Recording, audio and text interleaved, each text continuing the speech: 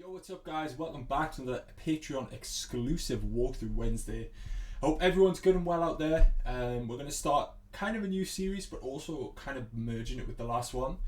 So in the last series, what we did was a 21 breakdown from scratch. Now, what I think is one of the biggest problems for big room producers nowadays, especially fan bases of me, they're making good big room tracks, but it's very hard to get it signed. They feel like labels just ignore them, and part of that's true. It's very hard to get a big room track signed on a top label as a new artist. You don't see it happen much. If it's a collab with a bigger artist, for example, you know, the boys Sabers, Kevu, you know, they have a sound in big room, so labels are more likely to release that. If you're a new artist without a sound, it's so tough because it's so hard to make yourself different, right? So what I want to do is try and help you guys with the creative process. I myself have made a new sound for myself. You know, it took a few months to try and kind of perfect. I'm still perfecting it now, but I'm getting a lot more positive reactions than my old stuff.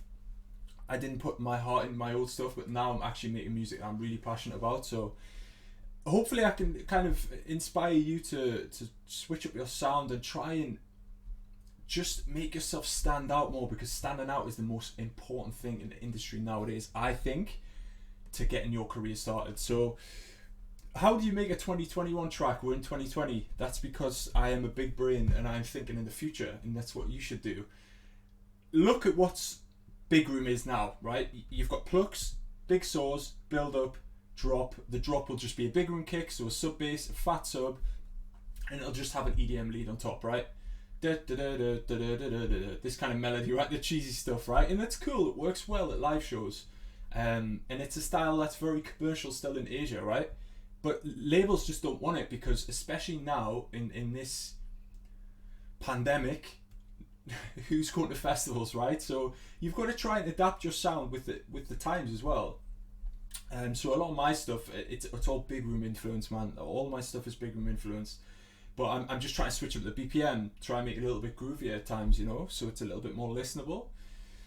And hopefully, with my amazing advice here, you can kind of transform your big room stuff into something fresh.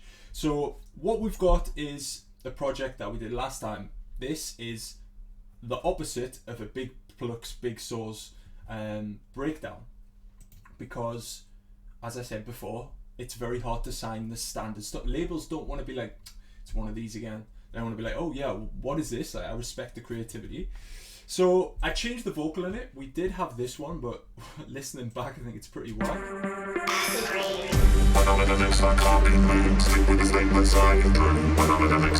The actual processing the vocoder thing's really nice, but I found a more rave influenced vocal.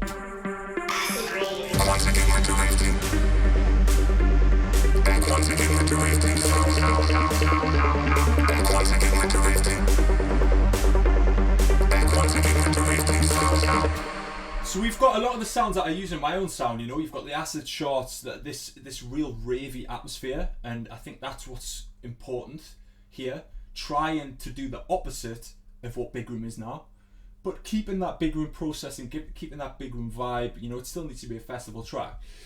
So I need to do a plug because I'm unemployed, and on Patreon, the pack of this month is the FLP of the Adagio for Strings remix. If you're an FL Studio producer, for $15 you can get the project file with all my mixer settings and all that, but it will be gone in 4 or 5 days. But if you're a patron who stays around, you'll be pleased to know that I have a sample pack coming out with ASCO on the 30th. No, the 31st of October. We're going to do a sample pack for Shine, so be ready for that one, guys. And yeah, let's jump into it. How are we going to make a 2021 big room drop? Well, I've had an idea, because I mean, I've been making a lot of ID tracks that some of you have heard out there, and I've been messing with vocals on top of drops. So we've done a lot of good work here with this processing on the vocal. This sounds really cool, right? Let's just find the synth.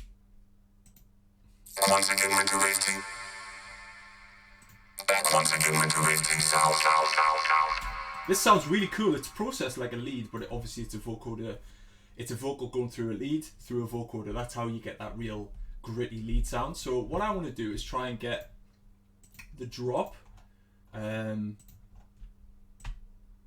to be, instead of having a drop lead, maybe second drop will do drop lead, but in this drop, what I want to do is have the vocal as the drop lead. So what we're going to do is draw over the vocoder.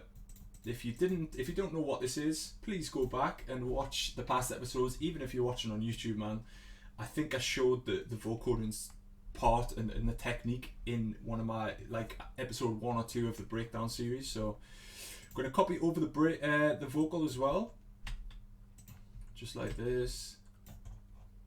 And we need to chop this because the thing is, I love this tail. This is a vocal from the Fabian Mazur pack, by the way. So I love the tail there, but I don't want the tail to tail on into the drop, if that makes sense, because this delay is also going to trigger the lead. So what you'll hear now is we will have a drop lead, a vocal drop lead. Back once again into waiting. Back once again into waiting. Back once again into waiting.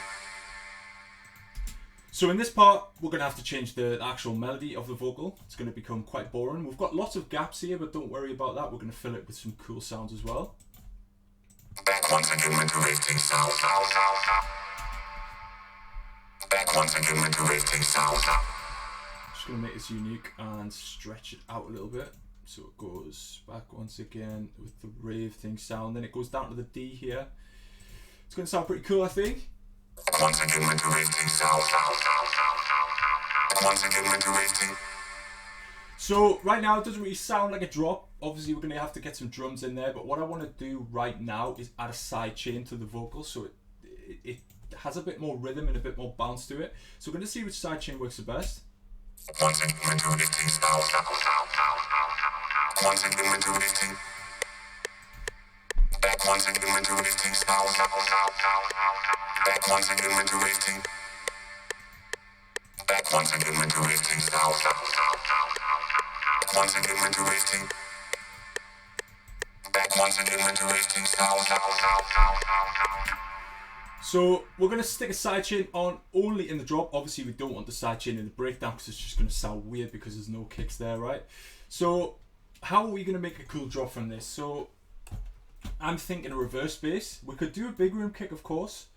I'm not against it, but I think with a reverse bass it's going to have more rhythm, right? So first we're going to need a punchy kick. Now for quickness I'm just going to go to ones that I know are good. Everybody asked me about this kick, by the way. So we'll just drag it in like that. Once again into waiting. Back once again into waiting. Back once again into waiting. Back once again into waiting.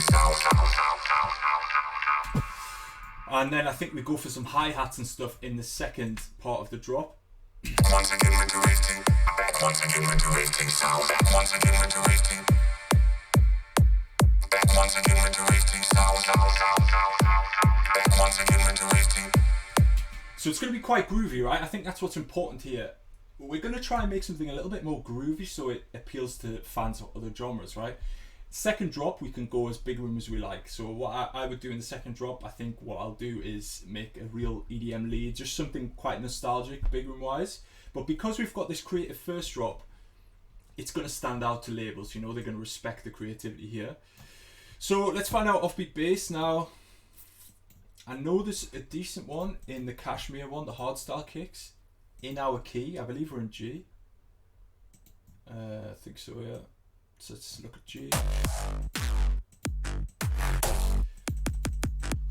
I really like this one. I think this offbeat bounce is sick. It's in 150 BPM though, so we do have to stretch it, so we're going to lose a little bit of transient on the sound because FL sucks in that department. We're just going to copy this over and we're just going to see how the rhythm is and do a little bit of EQ work. So if I don't talk for a little while, that's why, because I'm working hard. Once again into waiting. Back once again into waiting. Back once again into waiting. Back once again into waiting.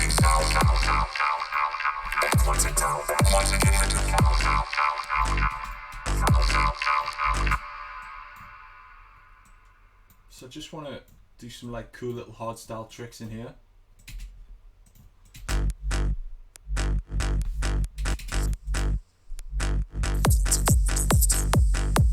Once again with the rating side, back once again with the rating. Back once again with the rating sound. Back once again with the rating. Back once again with the rating sound. Back once again with the rating. So it has potential, I think. Obviously, we're lacking a lot of energy here, and I think you guys you'll realize that as well. Now, why is that? And I think it's pretty much because the low end just isn't tight right now. Reverb on the vocal could be a little bit more epic as well. We can add a little lead under there as well, but I think the sub bass is what's important now. So let's try a big old juicy big room kick here, a G big room kick. This sounds like it could be perfect because it's got that little bit of an offbeat bass to it. Let's try and mix this properly. Get on a new mixer track. So we're going to need an EQ and a kickstart. That's pretty much all I do to my kick samples. I don't do too much like distortion or anything like that, especially if it's a sub, you know.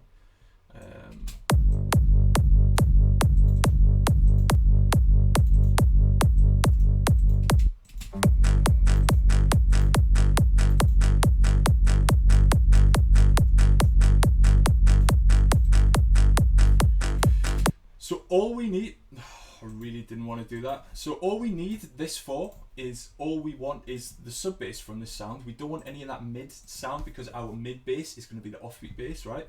So all we want is a sub.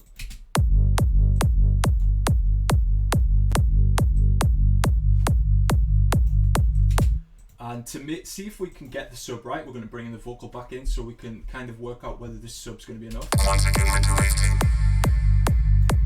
Back once again with the rating sound. Back once again with the rating. Rating sound. Back once again with the rating. Back once again with the rating sound. Back once again with the rating. I'm going to see if we could try and get it to sound a little bit more natural in the drop, because it does feel like it's slightly off of the grid. I know it is off the grid because it's been recorded that way, so we're going to try and get it to fit perfectly. Once again with the rating. Back once again with the rating sound. Back once again with the rating. Back once again with the rating. Back once again with the rating sound. Back once again with the rating. Back once again with the rating sound. So what we're going to do is increase the BPM. Now you'll realize this isn't 128, and the reason for that is because 128 kind of has this idea around it that it's just standard big room, you know. So what I'm trying to do with my own sound, for example, I'm trying to try different BPMs, even if it's 142, 132 even, just find different BPMs from other genres. Like this is more of a trance genre, trance BPM. So with bringing in other genres, making it sound a little bit more fresh, and I think that's the key with 2021 big room. You're going to want to take influence from side trance, you're going to want to take influence from trance, hardstyle, all those genres as well. So let's try and get this bass to sound good. We need to make this mono, this sub bass.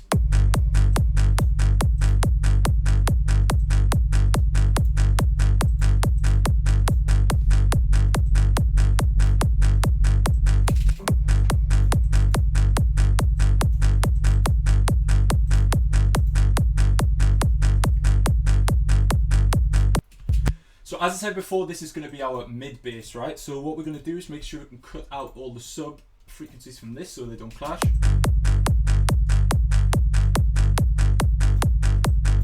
Boost those mids as well.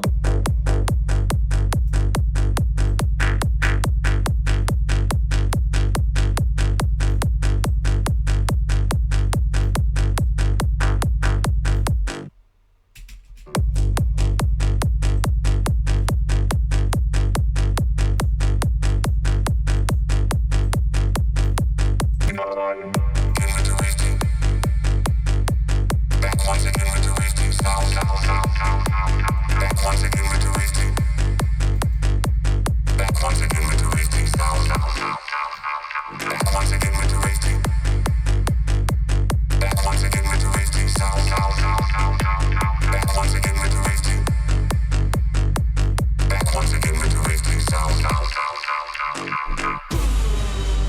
So I'm just trying to find the sweet spot with the BPM.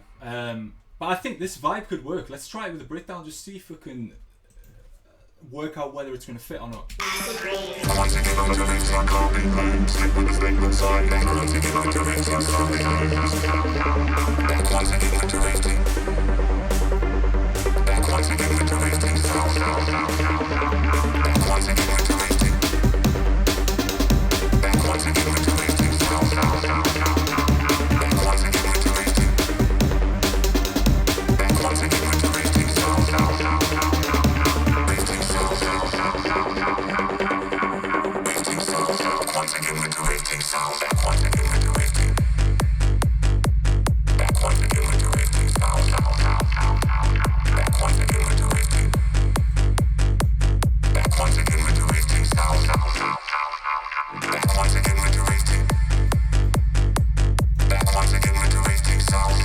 I think it sounds better in the lower key.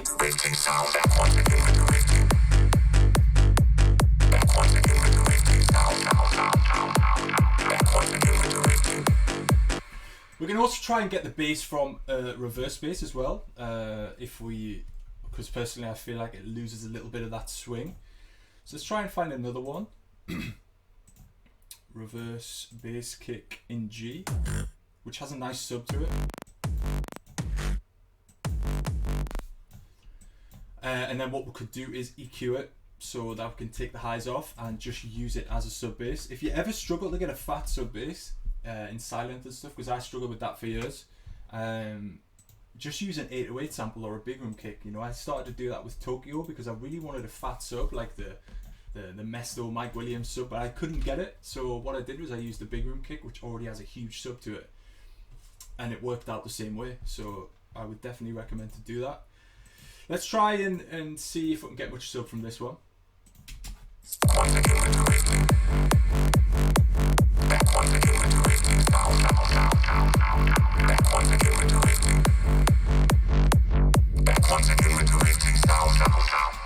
Sounds pretty decent. It sounds more bouncy now, I would say.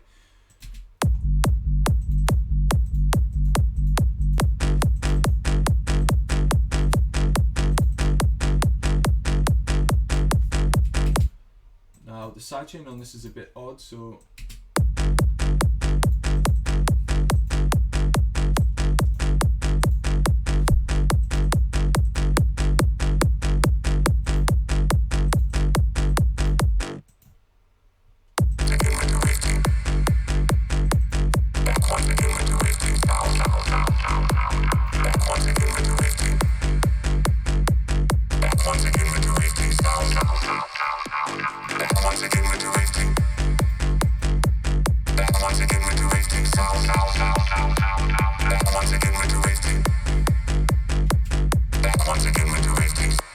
I just want to see if 144 is a little bit more, because the thing is with the hardstyle samples, you know, they're at 150 BPM, so when you're stretching it too slow, it will really kill the quality of the sample. I think in any DAW, but especially in FL Studio, it really ruins the sample.